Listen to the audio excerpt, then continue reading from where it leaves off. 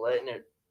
Oh, I gotta get my link teed up too. What'd you say over there? Taylor Fritz is a. Are we going live? Yeah. Taylor Fritz is a good guy. You said you love Taylor Fritz. Taylor Fritz, 0-12 against Novak Djokovic. He has won 3 sets, actually 4 now. He beat him in 1. I thought that was a good run for Taylor, beating a 38-year-old one time. But the joke daddy is the joke daddy, though. He was so gassed. The joke daddy? Oh my God! Did you see him at the end of that match? Dude, he could barely stand up. Then he did that little salsa dance for his daughter. He kind of shimmy shaked and crip walked his way off of Ash. But yeah, dude, he was juiced. Like he's 38. Yeah, but Taylor Swift's just not generational. How many majors does Taylor Swift have? 0. 0, dude. He'll never win. I said Taylor Swift. It's hard, man. I mean, he was playing against. Yeah, but like you've been the 3rd or 4th best player in the world for probably 2 or 3 years. It's hard to win a major. Novak's Novak. Hard not being gay. It's hard. It's hard not being gay, dude. Especially these days with our drinking water. I was gonna ask you about this actually, about Gary Brecka, because you're on that Brecka wave. I was just getting. Are you supposed to wash your fruit with water? Because I've been buying strawberries and blueberries. Yeah, you are. But you wash the water with poison water because Arizona drinking water is like just filled with poison. So you're washing poison with poison. There's less pesticides coming out of the sink than there is on a Mexican farm and somewhere outside of Nogales. So you're washing the blueberries and strawberries with dirty water, though. So you're cleaning it a little bit. You could get one of those filters on your sink, on your faucet. Yeah, you got to. Yeah, I mean, listen, I think there's more per capita on a blueberry coming from the Cabo Strip of Mexico than there would be in your drinking water out of AZ. Like, but you're doing something. Yeah, you're washing to put a little bit back on. Yeah. Because the water in Arizona is bad. Like they're wondering why everybody's trans. Like the water is like filled with cancer. Yeah. Do you have a filter for your sink? No. What would Gary Brecka say about that? I have one in my refrigerator though. Oh, that's good. So if I want to go that direction, usually if I'm gonna boil something, I'll just go in the fridge. Yeah, I don't use my fridge. The filter's like not. I like the ice maker in my fridge. It's a bunch of black stuff in the ice, like a bunch of sand. Like it's bad. I'm actually battling the HOA right now about something. The rain, you know how it's like this slutty monsoon season right now? Yeah, kaboob. Yeah. What do they call it? Is it kaboob? Kebab? Haboob.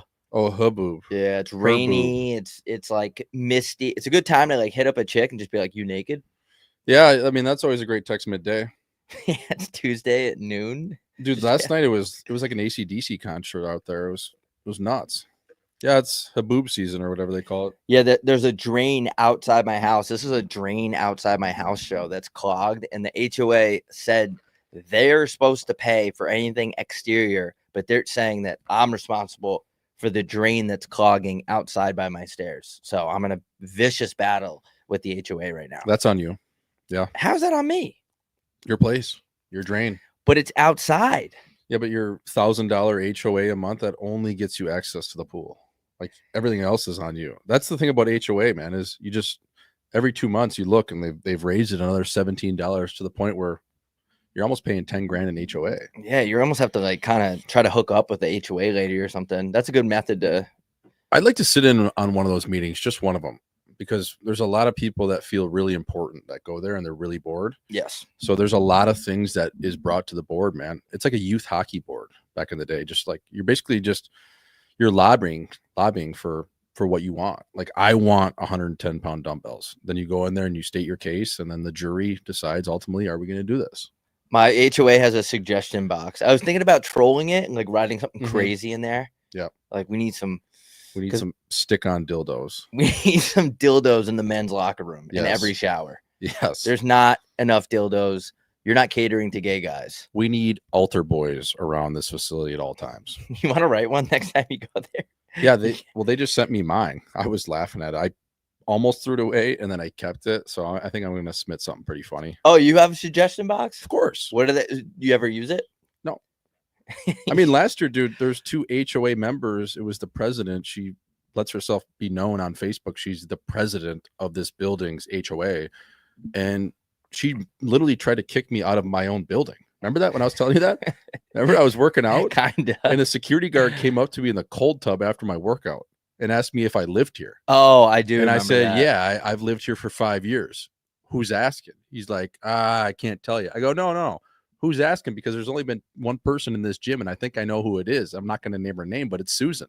Yep. And he goes, yep, it is. I go, hey, next time you see her, let her know I've lived here since 2020. You can stop by my unit number and I'll make her fajitas. I make a mean fajita and I'll cook her and her third husband a nice dinner. What the fuck was that about? It was crazy. I think she wanted. I had a really good tan going, so I think it was a little bit of racial profiling. And I was wearing like an oversized hoodie. So not that I looked black or anything, but I probably had that my Indian tint really coming to rise. So I don't know, man. It was funny though. And then like a week later, another dude in the HOA, I think he's like the secretary of the house. He stopped me down below on the parking ramp and he goes, show me your key. I go, huh? I go, show me your key. And he pulls his key out and he shows me, he goes, show me yours. I go, here's my key, buddy. Like, how weird is that? We got residents checking each other out here. That's great. One thing about the Checks HOA, and balances, baby. One thing about the HOA, they don't like black people. So I think you could be onto something if you had a really good tan. No, they don't. For sure.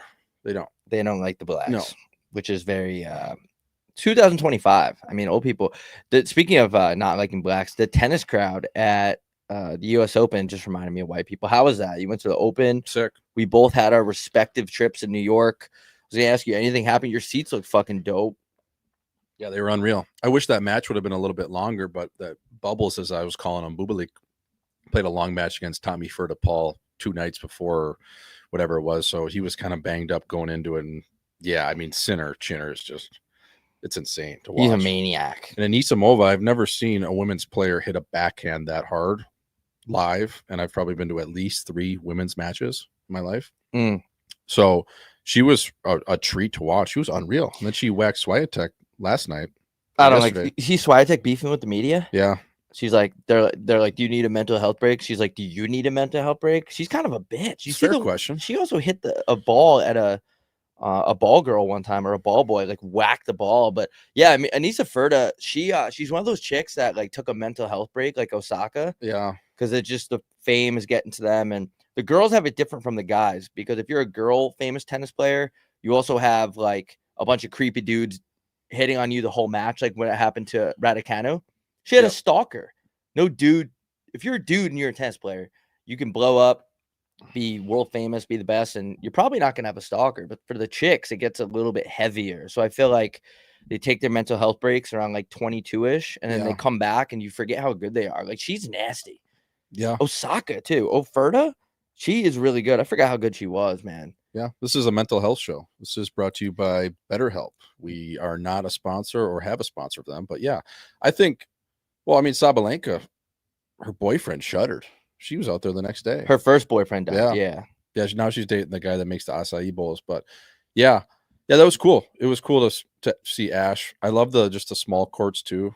Just walking in, like when you go to the night session, you can see guys warming up. You can see doubles matches going on. Some of the junior players were. I actually caught a cool juniors match. A couple of kids from Finland. It was doubles.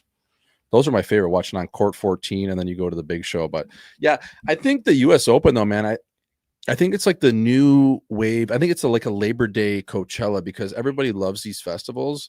And now I'm seeing so many different people that have no idea what tennis is or ever watched tennis. They're at these events now. Yeah, it's like the influencer Olympics. It's like a part of it.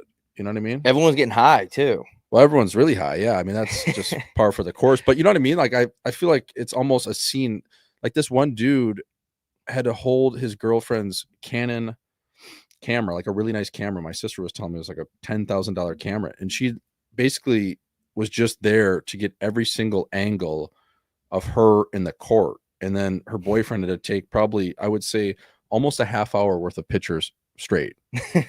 Tennis is cool again. I think that's how you get it cool. You get hot chicks to post that they're there. That's how things blow up. Yeah, Alec Baldwin was there. I mean, he killed a guy. Yeah, he did kill a guy. Killed a guy. How about his wife, dude? So I was told she's this lady, just this rat pack lady from Charleston, Boston, but she acts like she's from Portugal. Have you seen this bit? No, I don't know. So she fully acts like she's Portuguese, but she's from Charleston. Like she's like just a, by accounts, probably just like a white trash Boston broad. Wait, I'm not understanding. How does she act Portuguese? Oh, she like tells people she's from Portugal. She has this accent she plays into. What? Like she's borderline crazy. Dude. Yeah, I guess there's all these bits out there. I was learning as I was sitting there that this lady full blown acts like she's from Portugal, but she's from Boston. It doesn't surprise me though, because Alec Baldwin's an actor, and that whole like Diddywood is so weird that he probably forces her to do it. Imagine being a method actor of yourself though. Like that's insane. I wouldn't be surprised if Alec Baldwin met her and was like, "You're cool. Like I think you would be a great partner, but you have to be from Portugal." Yeah. So now she's acting for him, because when you kill a guy on a movie set, things change a little bit. Yeah, they do. I mean, do you think he cares? Do you think he wakes up some days he's like, dude, like, why did I pull the trigger of that real gun on the set of a movie? Well, why did they have a real gun and why did he load it? That's acting. That's acting. Bro. That is acting. In his defense, actually, that's what great actors do. If you have to shoot somebody and kill somebody on the set of a movie, that's almost, you can't blame the guy. Actually, I like him now, even though he took my parking spot back in the day. It's a different story. I like him. He's just got to be the biggest dickhead in the world. No, like he just looks like such a dickhead. He has like 12 kids. Dude, I said this before, I'll say it again. I worked at a coffee shop and there's employee parking, and he parked in employee parking and he wouldn't leave. I'm like, bro, I have nowhere else to park. Like I'm here for the next 8 hours. I'm here for my shift. Didn't care. No, he's the type of guy that would actually hire somebody to come back that same day or the following day and put up a sign that says this spot is reserved for Alec Baldwin. He's the type of guy to kill somebody on a movie set. I kind of like him now.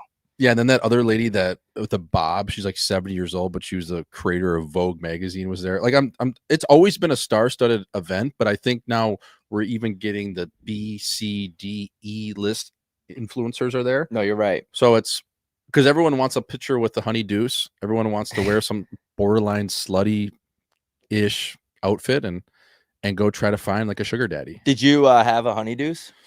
You know what? I was actually off the piss that night. Okay. I just wanted to take in the ball.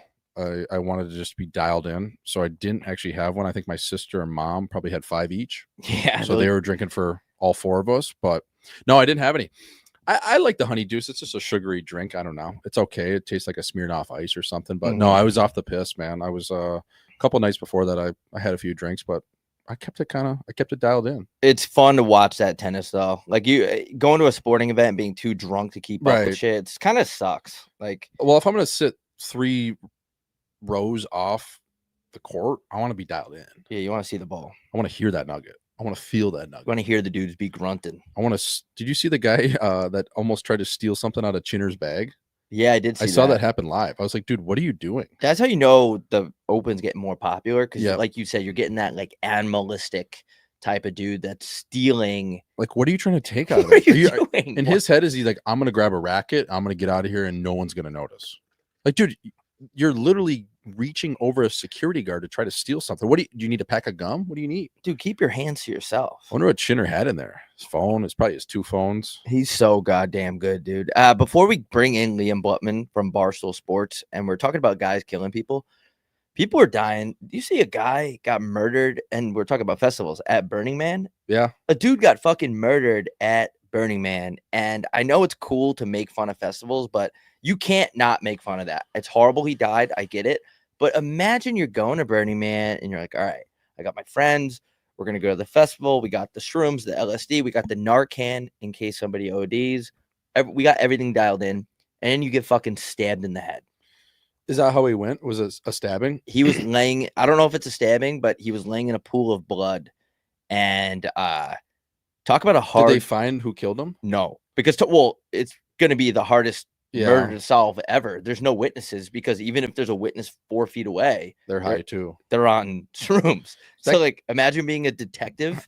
That guy for sure, the guy who stabbed the guy or however he killed him, he for sure was just having a bad trip. Yeah, he's just high. Probably Why does he have a knife dragon. on him? I don't know, but laying in a pool of blood, like I'm assuming he got stabbed, right? You just don't know. Imagine being the yeah, like with a bottle opener or something, just bled him out to death, stabbed a major artery and killed a guy. It was a Russian dude. Of course. Yeah, because you know he got in a fight with somebody over something ridiculous, like, and they just were high. And sometimes you stab people when you're high. He probably saw this guy. The argument probably started miles away. Like they were probably at some sort of other campground at a concert, and somehow he found him like hours later, because that's what happens when you're on like a ton of mushrooms and LSD. Like your senses are just increased, and he probably found him outside of a camper and was like, "This is the time where fucking killing him. I could probably kill this guy." He probably thought he was on some sort of mission, like he had to, like, because you imagine Probably you're thought tripping. he was playing Fortnite. He probably did. Would that hold up in a court of law? Like, dude, I was in X Games mode. Like John Summit dropped the craziest beat, and I had to stab this guy. Is there anything worse than seeing those posts? So like it's like a 38-year-old dude, and he's just in some outrageous fit, like just looks like a total jackass, and it has like this 10 to 15 slide Instagram of him at Burning Man. It's like, dude, how many different bandanas did you put on? Yeah, that's and why are you wearing assless chaps? That is a different type of so gay, dude. It's so gay. I don't like to hate on things that people like to do, but Burning Man is one I can't get behind. It's in the worst location ever. It's in the middle of Nevada. There's no showers. It's just porta potties. Dude, people go to this shit and they think it's gonna change their life. Like it's like this monumental breaking point of a midlife crisis. It's like, dude, you just went to the middle of the desert and got high for a week, and you got stabbed and died. Like, you know, you literally just went there. You use this as an excuse just to go full on degenerate mode. Yeah, you just want to have an orgy in a tent with other people that have bushes. You want to fuck a guy, but you want to do it in a place where it's accepted, right? You want to be my life. Yeah, when you whack that dude, yeah, dude. That makes you suck one cock. That makes you a cocksucker. That's actually true. I don't want to laugh at someone dying at Burning Man from a murder, but that is a tough bounce. Like if you're gonna get murdered, Burning Man has to be like the worst way to go out. I just have so many different questions. Like, did the group of the guy that got murdered just keep partying? For sure they did. Just get higher. Best place to murder someone, by the way, because like I said, the detective is gonna be like, we have no witnesses because everyone is just seeing dragons and fucking like imagine asking somebody at Burning Man, like, hey, we reviewed the footage. You were actually right there when this guy got brutally stabbed 36 times. Like, what did you see? And they're just like, dude, and it's like Dukes from Semi-Pro. And he's like, nah, nothing, man. Dude, I don't even know, dude. I don't know. But this concert's unbelievable. Dude. Who died? You're sitting in a fold-up lawn chair. You're not at a concert. Dude, I'm at a concert. Dude, you brought this chair from Target. Dude, you're literally playing Leonard Skinner on your phone right now. Yeah. Freebird on repeat. You're not at a concert. Dude, you're naked. Why are you naked? The thing is like, how do they get all that shit in there? All the props and all the carnival bullshit. Like you could walk up and you could play that basketball game, and the next thing you know, like there's like this huge like Chinese dragon statue, and then there's like a fake Statue of Liberty, and then someone actually put in a man-made lake. Like, how do they get all that in there? Do all those props stay? Do people bring new stuff? Do they airdrop it? How do they get that shit in there, man? I think they just bring. I don't even think it's that much stuff.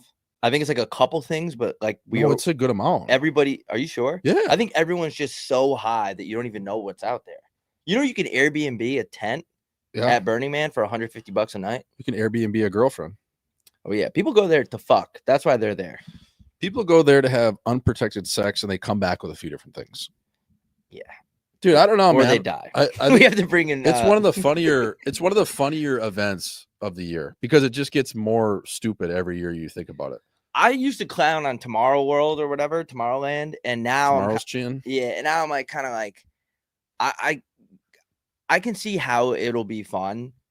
And there's certain ones, like obviously if something's in Miami on the beach or whatever, like I could see how it could be fun. Ultra is just too much low credit for me. There's too many people there. The thing about Burning Chin is there's one way in, there's one way out, and people actually fly. You can land a bird there too. They have like a little strip. What's up there? What is up there? Nothing. Like, there's not. It's in Black Rock or something. Black Rock Canyon or something. Black Cock Canyon. Black Rock Coffee.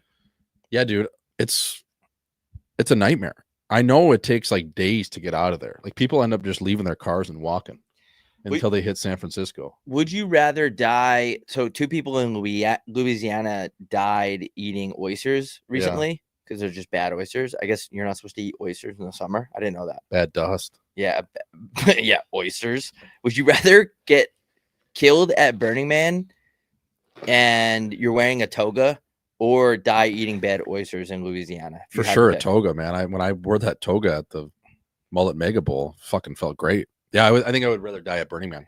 Really? Yeah. I mean, think about going down outside of a bubblegum shrimp. I just wouldn't want to get Shreveport. That would suck, dude. I wouldn't want to get murdered, though. I'd rather die from a bad oyster than a murder. Murder's not your fault, though. The oyster, you put that into your body. Too much mercury. Is that how it is? Yeah. That's why there was like flesh eating like bacteria or some shit. I didn't know that was a thing. You're not supposed to eat oysters in months that like don't end in R. And why? Yeah. Really? All right, we're gonna get Liam Blutman in the program here. Yeah. Yeah, I don't know, man. I just wouldn't really want to get killed like that. I'd be pissed if that's how I went out. Like some guy got to murder me. Yeah. Last ad read for Sauce Hockey. I don't know if they're staying on with us. It's been a hell of a run. It's been a hell of a run for Sauce Hockey and Home by 3. We'll see. We're going to go back to the drawing board, but for now, go over to saucehockey.com. Promo code CHIN gets you 20% off all their merchandise. Hockey season right around the corner. Training camps coming up. Fuck, that's the worst time of the year for the fellas, but not a bad time of the year for Home by 3. Home by 3. We have our own merch at homeby3.shop. Go check that out. Again, homeby3.shop for all your essentials, as we are going to bring in Liam Blutman from Barstool Sports, ball knower. I'll let you do the intro for this one. Yep. Well, we'll get him in when he pops in there on the bottom screen. I wish we could fucking have this not be delayed. Yeah, we got a tape delay. But that's show business. About 7 seconds behind. That is show business. Oh, here he is. This is quick. Folks, coming live to the stage now, one of the most prolific connoisseurs of ball that we have seen in a very, very long time. Maybe the best of all time. Liam Blutman. Liam Blutman, how the hell are we? Thanks for joining the program, brother. I'm doing very well. Thank you for the high praise. Absolutely, man. Dude, I just want to bring this up right away because it's on my mind. I need your thoughts on this red zone shit. Like, they're putting commercials in it. As a ball watcher such as yourself, you see that news. What are you thinking? Like, what's going through your head? The game we all love is ruined. We all sold out for money at some point in life. 2025, the big 2025. Life isn't as we grew up with it, is it? No, it's insane. The whole point of Red Zone is no commercials. You get to watch Chris Hansen hold in his piss for 7 hours straight, which is crazy. I don't know. His bladder must be like maybe some of the best bladder control in the world, Yep. right? Like 7 hours is a long time. But now it's like, what's the point of watching it kind of thing? I don't know if there is a point. Do you see the McAfee like talking about and breaking the news? And there's just a giant Dr. Pepper can on his screen covering half the screen. It's a joke. It is a joke, dude. Blutman, what's up, brother? How we doing? The ball knower yourself. Good to see you via the internet, my friend. 93.1 over here. Hey, bro. Bulls. Yeah, how we doing, man? What's up? I'm doing well. I know you're doing better. Sick fit at the U.S. Open. Yes, I appreciate that. Head to toe with the New York Knicks jumper. You in the nerd corner now on this wake up bar stool. I thought you had a great debut. You and Bill sitting there. You were on your toes. You and Jason Williams, one of my favorite players, just a couple dudes that like to watch tennis. So as I segue my question for you, as you're looking at these matchups, were you sad to see your boy Taylor Fritz get worked over like a redheaded stepchild to the 38-year-old Serb the other night? Yeah, that one hurt, didn't it? That one hurt a lot. We're ruined for Fritzy. Make something happen. You're 0-10 all time against Novak. We're hoping. He started like 0 of 9 off his break point chances. Yes. Man, same old story. It was tough. But like on the other hand, gotta give some respect. So much respect to Novak. He's 38. He's dancing after the match like an absolute goof, just trying to make his daughter proud because his daughter clearly does not care how good he is at tennis. Bizarre Final Four, honestly, like Felix Auger-Aliassime out of nowhere's in the semis. crazy. Yeah, like what is that about? He actually looked like shit his first set yesterday against Ferda, and he looked like pretty bad, but he took his hat off and then he just started balling out of control. I think there was a bit of collapse on De Minor's end, like his mentality. It's crazy how mental tennis is, dude. It's just like everybody has the tools, but only a certain amount of people can handle like the ups and downs. And what's your take on that? Like, I feel like De Minor kind of got in his own head early. Yeah, I like Demon in that matchup a lot because of how composed he is and poised, and like he doesn't really collapse mentally. So to see Ferda Auger-Aliassime go out there and just dude, he hasn't played this well in like 2 years. And even when you watch him play, like it's not pretty, is it? Dude, it's so boring. Like I was watching it on a plane and I was like kind of there's nothing else to look at on a plane. So I should be dialed in, but he just plays kind of a boring brand of tennis to me. Like no disrespect. No, I agree with you. Blutman, what jersey you got on there? Is that a Quebec Major Junior, or what do you got on there, bro? Mooseheads. Oh, you got the Halifax Mooseheads, former team of Nate McKinnon. Hey, as a ball knower, as a guy that knows every league, I'm rocking right now a Toronto Marlies fit, head to toe right now. I got the hat on. How are you? 93.1 on the Marlies hoodie. Ooh, if you were playing for an American Hockey League team, what city and what team would that be as a ball knower? Like, where are you coming up through the ranks? First thing that comes to mind is Laval. Laval, yeah, on the other side of the river. The Rocket. I got a Laval Rocket jersey. I almost wore it today. It's so sick. I kind of just want to play for them. That barn too is nasty there in Laval. They pack it. They get like 10,000 a night. Then that's the place to play. That's a hockey city if I've ever seen one, heard of one. Laval Rocket. I'm so American. I say Rocket. Yeah. I got the Branson coaster hat on. That's right across the river, man. It's like 2 rub and tugs away.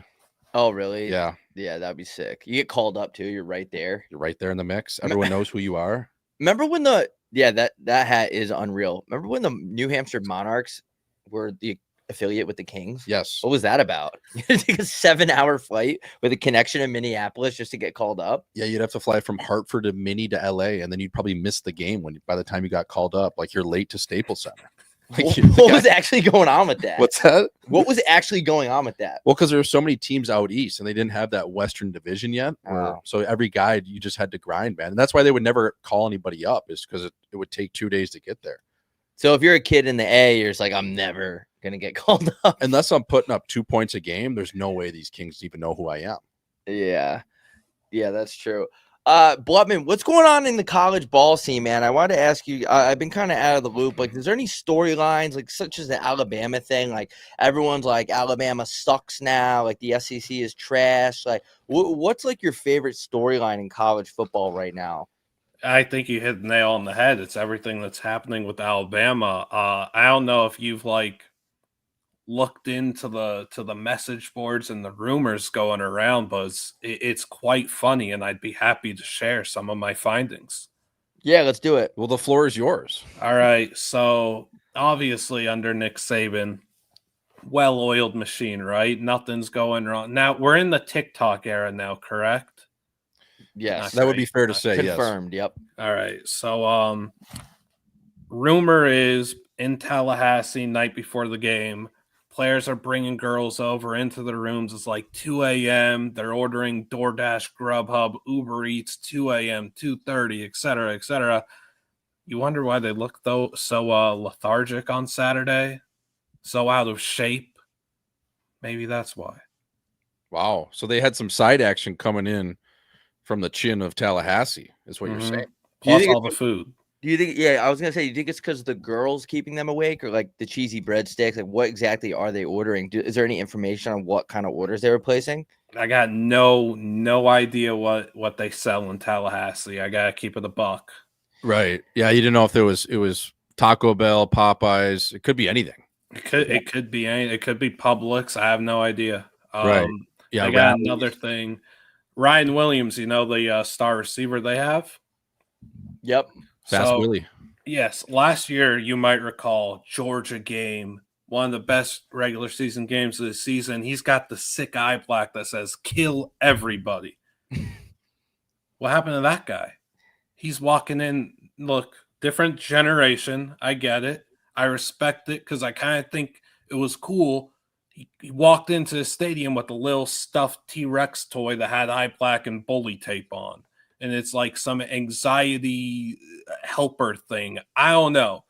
All I'm saying is this isn't our Alabama anymore, you know? And he ends up leaving the game with a concussion after a few drops. I just posted a picture of him on one of my other accounts. His little T-Rex is on his like cafeteria tray with the hamburger. What are we doing? Wait, so last year he would wear eye black that said "kill everybody," and this year he's bringing in stuffed animals. Is that what you're saying? Yeah. I'll find the pictures for you. Yeah, dude. We need if I have a football player on my team, I'm the coach. I want someone promoting genocide directly on their face before kickoff. That's the type of player I want. I don't know, man. Kid, like you said, Blutman, it's TikTok era. Kids are softer now. Kids are curling their hair more. It's like, it's not like I'm trying to not be inclusive, but guys are just pussies now. Like we want concussions. I don't want guys to get hurt, but we want collisions. We want that hard-nosed football. Like we don't want commercials in red zone. We want our players sometimes getting in trouble with the law. Not all the time, not towards women, but sometimes getting in trouble with the law. And I feel Mike Vick. Yeah. Go full Mike. Maybe not with the dogs. I don't know. Maybe not full Mike. Maybe not full Mike. Go half Mike. Maybe not full Georgia either. Yeah, you don't want to go full Georgia where everyone has an attempted murder charge. But, give me a football player on my team that has at least a weapons charge. Yep. Maybe stealing a laptop. Yes, crab legs. Perfect. Yeah. Those kinds of crimes you're okay with. Go Winston with it because you can bounce back from that. Okay. I sent you guys the pictures of Ryan through your texts. So do you think it's because Saban had these guys so military, and now that he's gone, they're kind of letting loose all the way? It's kind of like, it reminds me of I used to have a guy, there was this guy in my neighborhood, and he was really strict with his daughter, and he wouldn't even let her watch certain movies and stuff. And she went to college and she became a massive whore. So it's there's kind of that contrast to where Saban had these guys on a leash. Now they're off that leash. Now they're ordering DoorDash at 3 a.m. on game night, which honestly, you have 8 games a year in college football. I feel like you should be able to keep together one night a week. I agree with that. Their left tackle is a legitimate high-end NFL draft prospect. Was terrible on Saturday. Looked fat, slow, lethargic. He's obsessed with fried Oreos, so maybe there's something there. Yeah. I do think it truly is Saban's gone. It's this new generation of kids that guys that were going to Alabama in recent years grew up respecting Nick Saban, knowing he's one of the best to ever do it. And there was a certain level of respect that they had for him, whether they communicated with them playing before or not. None of these guys have that with Kalen DeBoer. He's won at every single level. South Dakota man, wins at Indiana, wins at Washington, throws Penix into the league, who had so many injuries, and him and Ryan Grubb, the OC now, they were meshing, they were chilling. But these guys don't have any semblance of respect for this guy. They don't really know who he is, right? He had his national championship runner-up run in 2023. They don't care about that though. That was out in the Pacific Northwest. They don't care. And it's funny because if you look at if you look at that Washington team who makes it to the national championship and loses to Michigan, none of what you see on that tape aligns with what you see on the tape with Alabama that we saw on Saturday. And there's a lot of people that are like, nah, Alabama, one game. Let's not fret. I believe they're 5-5 in their last 10 though. It's not one game. This has been a consistent issue. Another thing, Kalen DeBoer, I'm such a big DeBoer guy too, so it does hurt emotionally, but this is a guy who does a cussing free kind of coaching, which is very hit or miss. And I'm not a cusser myself, But these guys, these players, they're not really going to respect you if you ain't cussing. And then there was talk about maybe an ice cream truck came on the campus after a practice. It might be a little soft down Tuscaloosa is all I'm saying. Yeah. No, I could for sure see that, especially when you lose a coach that had so much aura to him, right? Like you lose a guy that you were scared of. And now when you kind of lose that, you're not, as an athlete and as a player, it's like when a substitute teacher comes in. You think it's like just a field day you're going to have with this guy. You're going to see how much you can get away with. Whereas Saban, you're scared going in, and he's able to crack that whip. But Blutman, I wanted to ask you, just what are we thinking for week 2 out of Chapel Hill? Is girl like Air Jordan, will she be on the sidelines? Will she be on the field? Will she be in the booth? Have we heard anything on the front of getting her back into the mix? Because I know a few things. And I just think she had a couple different schemes, especially out of the wishbone that Bill might insert into the lineup or into the playbook this week. Is there any word on that? I'm a keep it a buck, as I always do. Keep it a buck. I think Bill Belichick has dementia, and I think she's controlling this life. I said this months ago. People laughed at me. They said I was trolling. I wasn't being serious, et cetera, et cetera. I said this was going to get sad at UNC real quick. It took one night. It took one Monday night game for it to like turn off the tracks real quick. It's sad. It's pathetic. It's something that you can't look away from. If I was in Jordan's shoes, I probably am wearing a headset this Saturday. I probably am trying to will this team to victory because Bill clearly can't do it anymore. He can't cut. He's not built for this. Is this a storyline we've seen before too? Is this something? Have you seen the movie Talladega Nights, brother? You've seen it, right? Ricky Bobby. So is this a situation where she's dating Ricky, Carly in the movie, I believe her name is? Is this something where we could see Jordan with the headset on and then eventually maybe even jump ship and move on to the SEC in a Cal Naughton Jr. sense of maybe, shacking up with one of Billy Belichick's even buddies? I don't know. Like, is this a ladder play for her, or is this something she might want to get into coaching, is what I'm saying. Yeah, I would agree with you. I mean, look at the last school that we talked about. She might be trying to parlay this relationship with Bill into a head coaching gig at Alabama. And if you're Alabama, why wouldn't you take that swing at Jordan? You're trying to switch up the culture and really get things going. In 2026, I think the core of Alabama and their players, Ryan Williams included, of course, he might be looking to transfer. He wouldn't transfer if Jordan's his head coach. That Jordan would get those guys in check. Those guys would respect her plenty. Yeah, I feel like kids just don't respect old dudes anymore when they're the coach. Yeah. We might be onto something here. We should just hire her to be a head coach. And yeah, I think that might be the move. And who's that other guy? Who's the guy that went to the Jaguars to coach and then he was cheating on his wife? Urban Meyer. Yeah. Those kind of guys are gone. And look at him. Like, he was out partying, like banging other chicks, and kids still didn't respect that, which is kind of a good thing.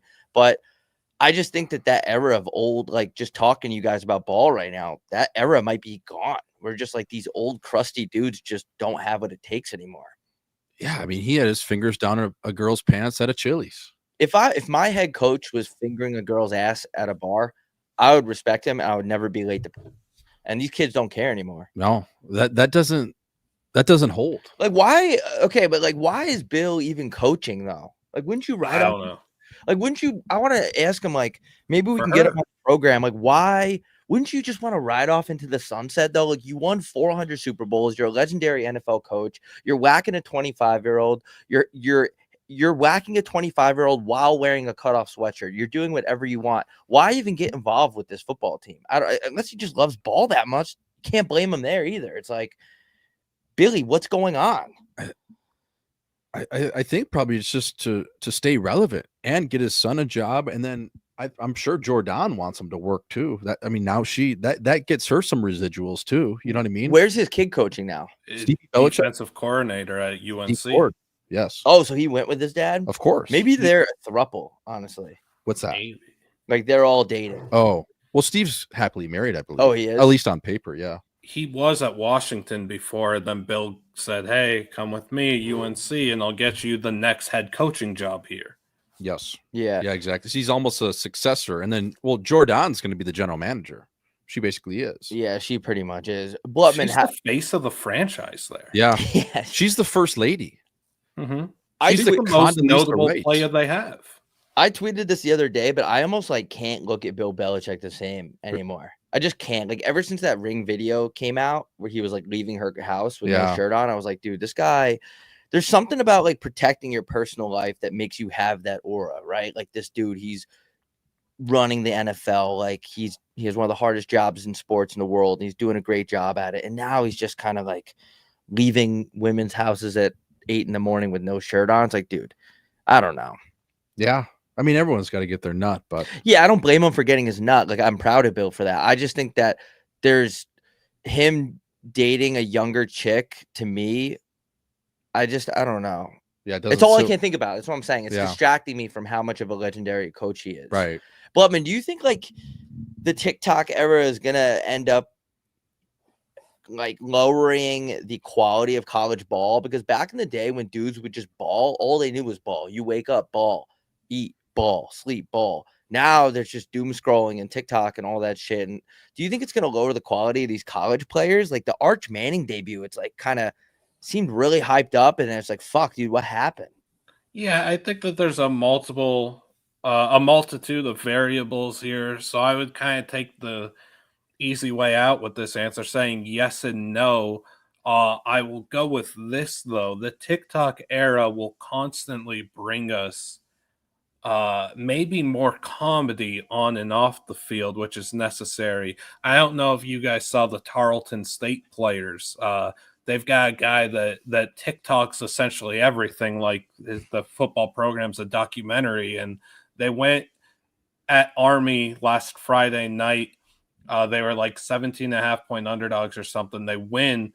And I'll find this video for you guys, and I want you guys to react to it in real time if you haven't seen it already.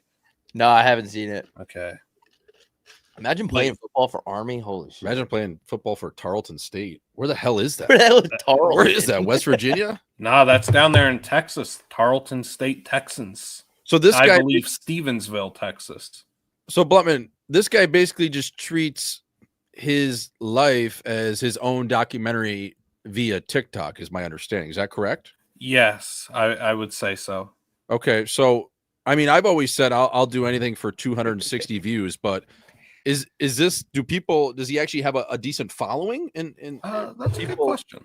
Are the people of Tarleton? Oh wow, these guys are juking.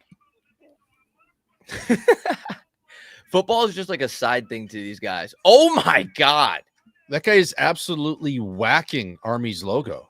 He's face tucking it. That's got to be a treason crime. Wait, is that an Army carpet? Yeah, that was in the Army locker room. Folks, they were thrusting themselves on the ground on Army's logo. That is not going to go over well with the Department of Homeland Security. This kid too, he's a defensive end. He only has 1,026 followers. Right. So really putting that to my saying to the test of time there is he'll do anything for a couple hundred views. Yeah, well, he's had a few 400,000 bangers, it appears, but that TikTok I just showed you was deleted. He had a different TikTok that he had pinned from a few weeks ago that is no longer there. Can only assume that was deleted. That was about teammates finishing up practice and immediately going frantically looking for their vape. This guy's all over it. Right. Yeah, you got to be like white on rice. Speaking of being all over it, Blutman, I wanted to ask you, bro, now you're getting into the guts of busy season. You got college football. You got the NFL starting up tonight. You're going to have hockey soon, your Vegas nights. What are you doing in terms of your regiment to keep your eyes not going completely blind? I know there was a day, I think last year, where you watched ball for literally like 18 hours and then had like to 32 the next day. Yeah, I think you had to take the day off and just close your eyes with a ski mask on to reset and meditate. So what is the regimen? How has the off season been? Have you been doing stuff at an optometry clinic or anything for your eyes that way? No, and let's be real, there is no off season. Let's be honest, no off Right, you're season. studying.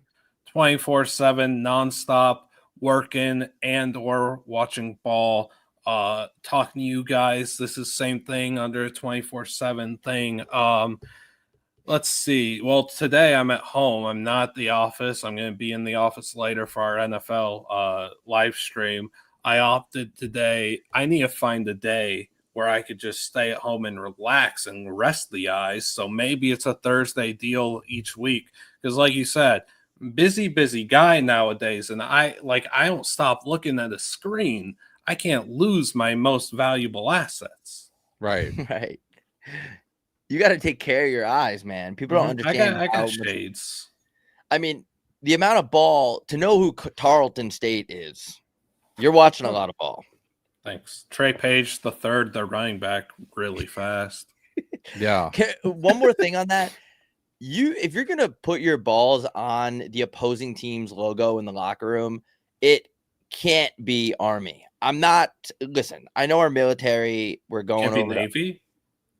I just think you stay away from the military, even though, we're going over and we're stealing resources from innocent countries. That's another whole other story. But you just can't, why not do that to like rice? You know what I mean? I feel that. I wouldn't taunt Navy or Army like that. I don't know. What about Air Force? Nah, I would stay away. Really? I would stay away from I mean, those dances were pretty disrespectful. What about the Citadel? Citadel, go for it. Fuck BMI. Who is Citadel anyway? Citadel's a great program, yeah. Is it? Yeah, not bad. Where is that? That's in Carolina. I was gonna say North Carolina, I think. I think south. They have a good team? No. They're trash. Blutman, going back to your routine, like how bad do your eyes actually hurt? Like, is there anything? They don't hurt. They do hurt or they don't? No, don't. They just look off sometimes because they just get like I said on the Wake Up Barstool, I'm naturally red, and then sometimes the eyes want to feel like it's a part of me too, I guess, and they get a little more red. That's what it is. It doesn't hurt or nothing. It's just a look. Blutman, I don't want to put you on the spot, but I'm gonna put you on the spot. If you're looking for a random obscure hockey fact to give our hockey followers and fans of this hockey show, what would that be? It could be something NHL prospect related, college hockey, just anything shooting from the hip of a stat going into this season. Do you have something for me? I mean, the unfortunate reality is I do have dyscalculia, so numbers are hard for me to process at times. The one hockey-related thing, which I want to say I told you guys when you guys were so gracious to come to Chicago and watch the Cup with me and meet Mincy and everything, who's off to an incredible start to fall. The one thing that comes to mind is just that my father, Mr. Mark Blutman, gave up 11 goals in one game to Wayne Gretzky. Like, that's the most random hockey fact I have. Yeah. But I think it could have been 12 or 13. He made a few good saves, didn't he? A couple glove saves. I don't know. Footage got lost somewhere. Right. What league was that in? I don't know. They're 10, 11. Gretzky was already on the cover of SI. My dad says that Grandpa's like driving them up to the game and just tells them, hey, this guy on the other team, he's pretty good. Like, he's already on the magazine and he's trying to explain to him, like, this could be bad. It was pretty bad. And Gretzky just buried 11 goals. Yeah, which might be good. Like, that's not many. I mean, you got to think as a youth hockey coach, too. Like, do you really make your starting netminder, Mark Blutman, stay in the game for all 11 Gretzky tucked on you? He couldn't have given him the towel and just a breather? That coach was his grandpa, or my grandpa, his pops. Yeah. Maybe it was a teaching lesson. Yeah, maybe he was keeping him in there. See how he would react. You had my dad playing goalie, and my Uncle Kenny was a D-man. Well, you got to blame Kenny for those 11. Maybe you do. Maybe you do. You got to keep Gretzky to the outside. Everybody knows that. Mm-hmm. Force So them then off. that's all on Uncle K. Yeah. Switching gears, I wanted to ask you, what's the environment like at the office after this beach house stuff? Like, obviously, it blew up. Everyone knew it was going to. Pretty entertaining to follow. What is kind of like the environment in the office? Like, take us inside Barstool, Chicago after everyone gets back. Is it like a fever dream? Is everything back to normal? Like what was that like? I I I don't really know. I might be the worst person to ask about this. Like, I kind of kept up with it the first week, second week, the last 2 weeks that they went. I really don't have a pulse for it. I'm cognizant of what was happening.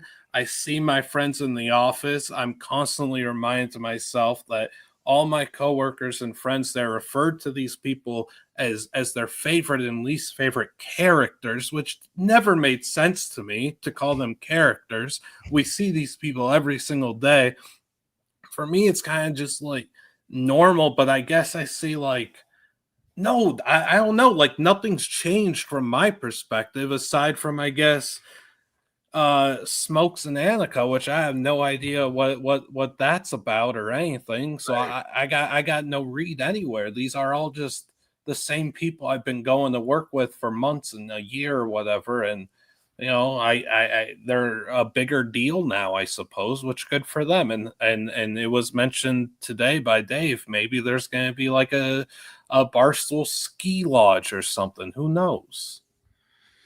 Yeah, it's safe to say Nicky Smokes and his gal are probably on a two-way contract, I would think. Mm.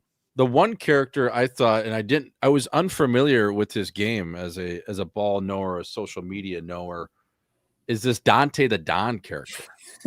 Now, the Don is a guy that I would like to share a beer with, no Diddy. To have that longevity, to be leading the charge, making all of us millennials proud as a 41-year-old in the Jersey Shore, holding it down. The game film I saw, he was the last man standing pretty much every night.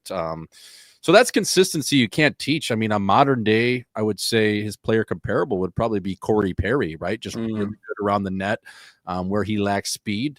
He makes up for it in smarts and other components to his game. So I don't know this dude, but if there's one guy I want more game film out of is the Don.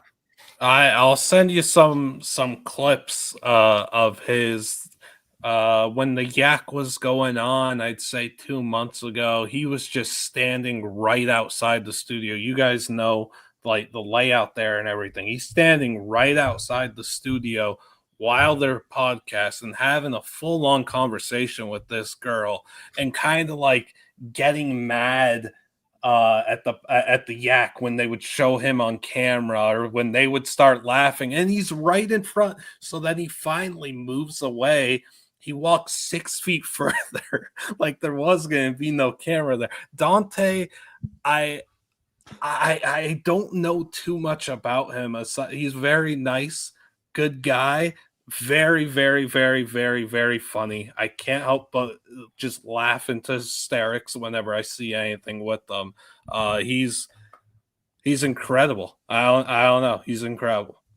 The one guy I thought was hilarious was Kadik, especially because he's fresh off of 4 years, or maybe he got 5 because of the COVID bullshit at IU. And I was like, wait a second, like, did this guy, the way he transitioned from college ball directly into a position at Barstool, and then he's at the beach house, like pumping everyone up. Like when he would, I saw a couple clips where like they were about to go out and he was rallying the troops. I'm like, that's a football dude. Like that's a dude that I'm going to fucking get a stinger for. That's a dude I'm going to go out for, even though I'm too hungover.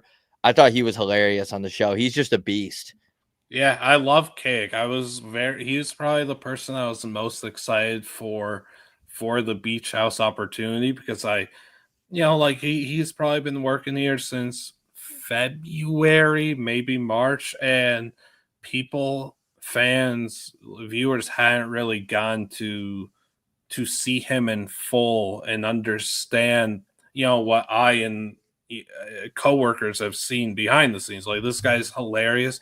He's got so many great football stories, and I'm very happy. I'm happiest most for him for sure off that show, because now he's finally He's finally learning how to use Twitter. I've taught him how to do, so that's big time. And he's finally starting to figure out social media. He and I filmed 2 videos one at Northwestern, one at Iowa a few months ago, just checking out their locker room facilities, campus. Hopefully those are out soon. KDIC stocks are up tremendously, and I would just keep investing. Yeah, keep feeding the fountain of youth there.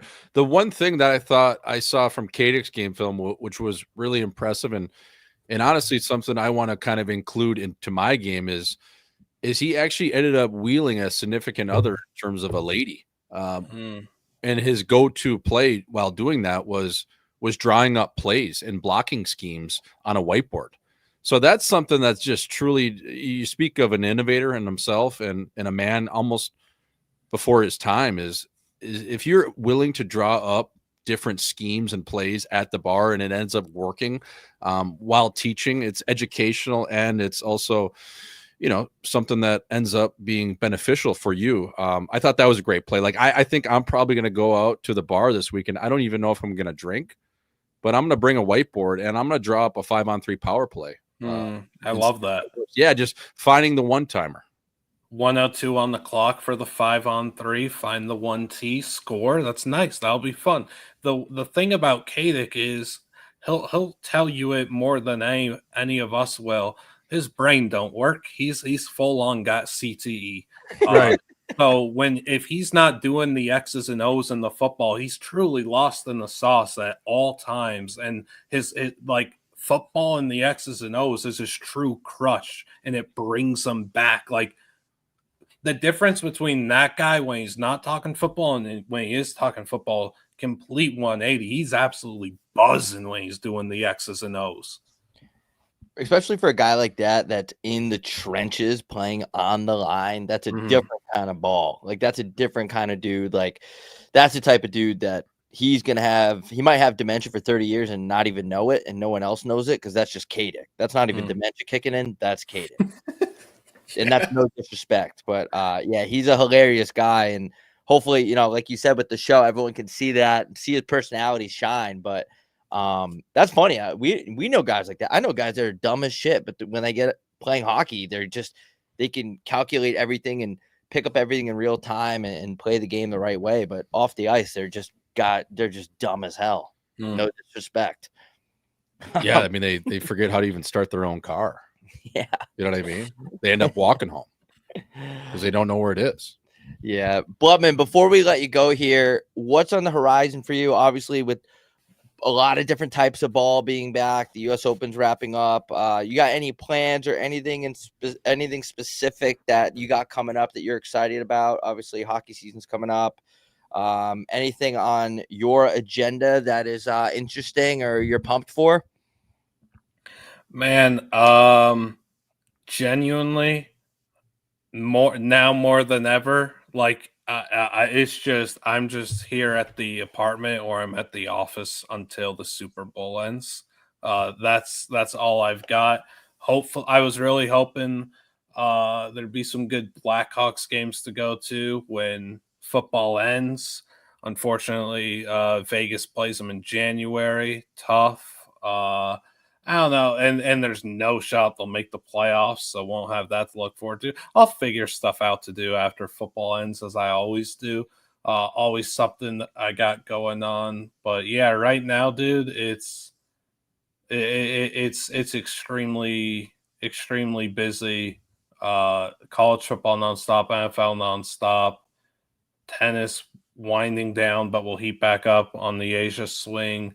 Hockey coming through. Wake up Barstool every Monday, and then I do social for it for the rest of the week. So, like, I don't know, kind of never stop buzzing. God damn, yeah, you got your hands filled. Yeah, I know. I got so much stuff to do, man. I don't know, but Wake Up Barstool, incredible opportunity. Very, very thankful for that. Yeah, that's pretty sick. I don't know. Yeah, we're fucking happy for you, man. That's awesome. Yeah, you look great over there with Meek Phil. Lastly, from me, Blutman, tonight, Cowboys, Eagles. Looks like it's -8 and a hook. What do we like in this game? Are you touching it either way, or are you just gonna hope for a good ball game? I think I'm gonna sit tonight out. I'm gonna let my fantasy teams get their feet wet. Yep. So I think that's the play. I'll be watching the game with Jersey Jerry. I could only assume that he'll be there tonight. I will be rooting hard. I'm sure he'll. Well, you know what? I'm not going to sit out because I know it's going to happen. We're going to end up betting George Pickens to score a touchdown. That's 100% what's going to happen. Yep. And we're going to be yelling Georgie boy all night. And he'll probably get ejected. I like it, fella. Hey, I still haven't forgot about your stick too. I'm gonna send you one. I just thought I would be in the Midwest and I could bring it, but I'm still good for that. You have my word. I will send you that fella twig. So that'll go on the desk. That'll go on the wub desk. Yeah, perfect. We got to get to Chicago too at some point. Yeah, we will. We got to do it again. We'll figure something out. All right, Blutman, you're the best. We appreciate you coming on, man. It's always a good time. And we'll chat soon. And until then, man, we'll figure out how to get to Chicago and do something or whatever. We'll always figure it out, dude. And keep being the hardest working man in ball, bro. We appreciate you. Thank you. Thank you guys for having me. You guys are the best. Of course. Have a good one. You have a better one. I'll try to have a better one. That's a good line. You have a better one. I'm gonna start saying that. Yeah. He had a great one coming in too. Not as good as you. How you doing? Not as good as you. Just makes you feel good. It's like, really? I'm doing well. I don't know if I'm doing well, but I think I'm doing better now since Liam Blutman signed off on it. I got to get better at the sign off. So I'd be like, have a good one. Like, I don't know what the fuck to say, you know, but nice of him to come on and talk ball. Guy, like Tarleton State. Fucking he drops some names, some stats that you just never know, and they're always so funny to me. And he always keeps it pretty real. Like when he said Kadick is like has CTE basically, and he's 24 years old. I was like, that. I don't know if he was kidding about the Bill Belichick with dementia, but I laughed. Like I didn't want to be mean. It's a good take. But then I started thinking about it. I'm like, wait, he might actually have dementia. Yeah, he might. I mean, there's a good chance for sure. The cool thing about Blutman too is I would love to just sit down with him and just have him name me just the most obscure stats he can think of over, say, a half a day. Name me the most obscure schools that he's heard of, where guys have come out of. Because true ball knowers like that, it's fascinating to me to put in that much homework to your game and your craft. But that's what it takes to be great. And he's one of those guys that is always just chasing just little nuggets of different information. Like, did you hear him when he was talking about reading the message boards and that Alabama game in Florida State when they were ordering DoorDash? Like, those are things that you can't put a price on. He knows what's going on. Yeah, man. Like he knows what's going on. You could tell. For sure. And I think I have a decent pulse of the National Hockey League, this is a hockey show. So do you, but his game is so well rounded. Like I could only do that for one sport. I can't even keep up with a guy like Elliot Friedman, not even close. But Blutman is he's so just well rounded, and in his plethora of information is crazy. It's a true expert, and all the shit he's doing the socials for a show. Doing the socials is like a full-time job enough. That's Plus, a lot. He's on like other different shows and still has time to watch ball, absorb ball.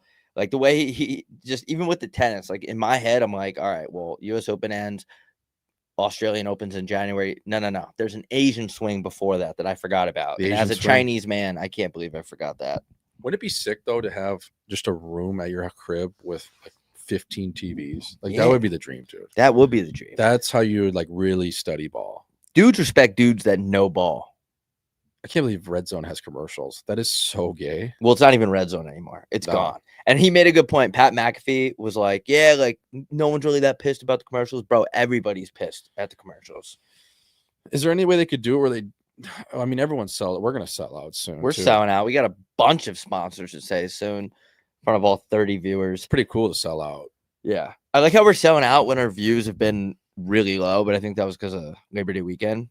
Yeah. Not an excuse guy, but man, that was one of my favorite interviews. That's with Blutman there. That's top 5, top 10 for me. The Craig McMorris one. I mean, how that episode now that we're promoting our own show on a show right now live, I don't know how that doesn't get more love. That guy is hilarious. Well, we're shadow whacked on YouTube, like shadow you said. tucked. Yeah, something's going on with YouTube for Yeah. sure. I could see it. It says like the people that it's showing to are like down. But Really? that Craig McMorris interview was the best. He could snap it McChin. around. I like guys like that. McMorris that just like, Blutman, that could just actually have a conversation. It's dope. But yeah, that one should have done better. But we're about to have just about to be an advertisement show only soon. Yeah, it is. So, and there's nothing anybody could do about it, but it all goes right back into non-for-profit. We're going to do one show a week where we just list off all of our sponsors. Just an ad show. Just an ad show. Imagine how much dough we can make if we just had an ad show. We just read them off. At least like $200. I'd say, man, we could probably get $60 a show. We might be up there. Think about what we could do with $60 a show, man. We could go get lunch after, get beers, and then end up losing money because you're drunk.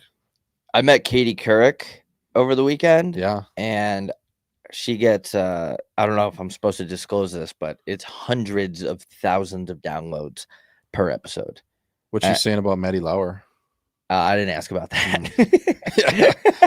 How would I bring that up? So was she even on NBC? Yeah, man. She was NBC? She was Wake Up with, it was Good Morning America with Matt Lauer and Katie Couric for, I don't know, 7 Oh, 8 they years. were a duo? Yeah. Oh. I Yeah. thought they were just like co-workers. Like, do you think she's just no way. I mean, Lauer, like, his hands are good, man. Like, we're talking like Kovalev, good level of hands around the office. Like, you think Weinstein levels or? Yeah, like, I don't think he got convicted of anything. I mean, I think he was just horny. he could have hands on something that you don't even know he has hands on. Like physically? Yeah. Like he could be touching your butt and you don't even know it. That's how good his hands were, man. That they were soft. He retired, like moved. Well, he got fired, but he moved to New Zealand. Yeah, I mean, most people do. There. Yeah, you go whack over there and you start over. Yeah, They'll be in a different country in 3 years. She was a cool lady. It's pretty She was cool. very nice. Was she? Yeah, she was really humble actually. She was saying how she doesn't want or she doesn't like purses and shit and like jewelry. Like, she's not materialistic at all. She's like a regular chick. Yeah, But she's worth 200 mil, which is kind of dope. Right. You make 200 million and then you become more wholesome, I think, is how it works. I should have called her out. You go back to your roots. Like once you have everything and you're just so numb from Birkins and Hermes and Goyard bags, like then that's when you go back. You go back. Right? Yeah. Because it happens, man. You get numb. And then you're like, I just want to be normal again. But it takes 200 million to get there. To get that level. Yeah. No, she was really nice. And her husband was super cool. Guy was very funny. He actually asked me, he was asking about the show. And he's like, do you guys do guests? And right before we were talking about it, I was talking about our live shows. And I'm like, not all the time. And in my head, I'm like, fuck, yeah, we do our last like 5 episodes have guests. So I like the guests, man. I think it keeps it interesting. It gives a different angle. Yeah, it does. I like it. Just shooting the shit. I think it's showing up pretty good on here. Like sometimes the audio fucks up, but who cares? It's home by 3. It's home by 3. New studio merch is out too. Merch is out. Again, we'll have that probably. We gotta get that dialed in. But go order the merch. Homeby3.shop. We might have to come up with a couple different items too. We'll see. We're getting peppered on email. There's some people that are really mad. Pepperdine. We actually have to do that after we get off the air. We should change the language on our website too. Like literally just allow 30 to 60 days. Allow 3 years to get your shit. People are so mad, dude. They're like emailing me like, fuck you. Like, really? Yeah, dude. People are really mad. I'll have to check it out. There's some mad people about their merch. I'm like, dude, There was trying. We're not here. Like, there was a lot of mad people, a lot of angry people on Butter Golf too over the last week that I had to kind of just. I mean, I get why they're mad though. I get it like, too. They spent money and it's taking long, but it's not like we're stealing money. We're just like a little bit delayed. Yeah, and like I said, we always do the pre-sale. I think we can be more clear. We try to be clear about that and transparent is usually it's going to take about a month, 6 weeks to get your stuff, guys. Because we do these merch drops where again, we throw together the merch and then we, over the course of time, over the course of a year, we package it up. Oh yeah, like we'll get you your merch in the next couple of years. I don't see the problem. No, but in all seriousness, give us like the pre-sale goes on and then usually it takes 6 weeks. That's just how it is. That's a really long turnaround time. We got to figure out a way to like stop that. Yeah, but it's hard. Like it's because you don't want to have too much overhead. And now that we're getting into the economic side of our podcast, we always do. It's hard. It's like where do you put all this shit? Like, business is hard. I mean, business ethics. It's hard to do business. Show business. People man. don't understand that. Business is hard. Yeah. Yeah, business is hard. Especially when you're the R word. Sometimes, like, I don't know, dude. Sometimes it's just hard to do business. Like, people, you're going to get your merch. Stop filing complaints on our website. Like, people are filing complaints that we're stealing. We're not stealing. I'll do a lot of things. Stealing is not one of them. I'd never steal. I'm not going to steal. No. I stole an iced tea one time. I didn't steal it. I drank it inside the store with my stepbrother when we were like 10. And the owner of the store demanded an apology. And I said, sorry, I won't happen again. That's the only thing I've ever really stole. The only thing I really still feel bad about is when I would steal chew. I've said it before. But it was a few times. And like I said, I wasn't of age, but maybe I should go back to that Citgo, that gas station, and Apologize. And just repay him. Yeah, it's been 20 years, but you weren't stealing for the money, though. You were stealing because for the buzz, the chew age. Desperation will do. Yeah, stealing do for some the crazy buzz. shit. You do crazy shit when you're addicted to stuff. Yeah. Like, you were addicted. You had to do that. Yeah. And if you would just let me buy it and not ask for my ID, yeah, it's his fault. I would have paid double. I would have paid triple. I mean, that's the new mentality. It wasn't my money. That's the new mentality these days. It's his fault that he put you in a position where you had to steal. I had to kill that guy at Burning Man.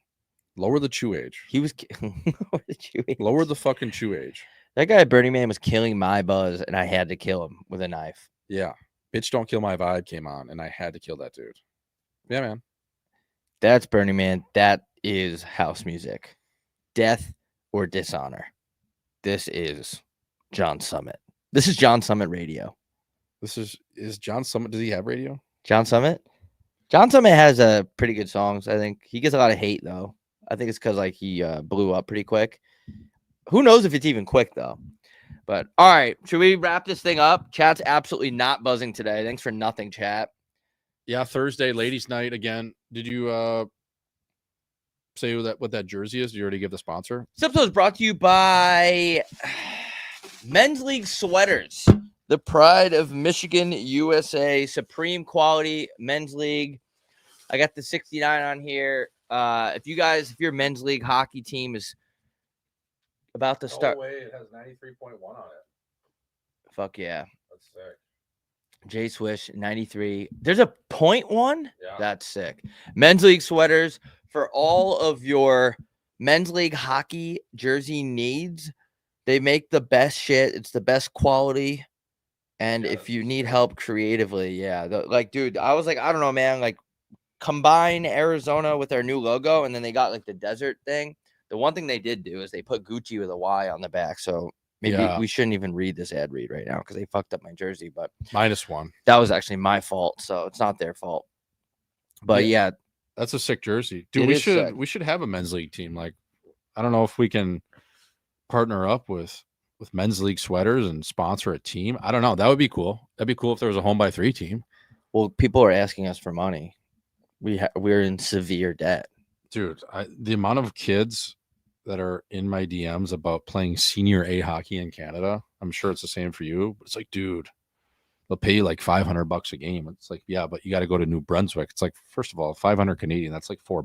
Yeah. And like, how do I get there? Where is it? Yeah, when we announced the shows too, kids are like, dude, you got like comp. I actually like that people ask this, but I put out like, we got tour dates coming up, November 19th and 20th, Milwaukee, Chicago, Pittsburgh on December 10th. People are like, dude, what about this? What about this? Like, we're getting there. We're going to roll them out. I'm just rolling out the ones we have the offer in hand for. So we'll get there. Yeah, no doubt. We'll figure it out. Detroit, Minneapolis, Toronto. Yeah, look for Iraq. those tickets. They will be at Comedy Improvs. The one in Chicago is hilarious. We're doing a Thursday night banger there on the 20th of November. The next 3 nights after us, Tim Dillon. So, yeah, not bad. I thought that was kind of funny. Yeah, that is pretty Like, very successful. Are we even funny? I don't know. I guess we'll find out. Yeah, I guess we will find out. All right, guys, we'll be back on Monday. This is Home by 3. We're out. Shout out Liam Blutman.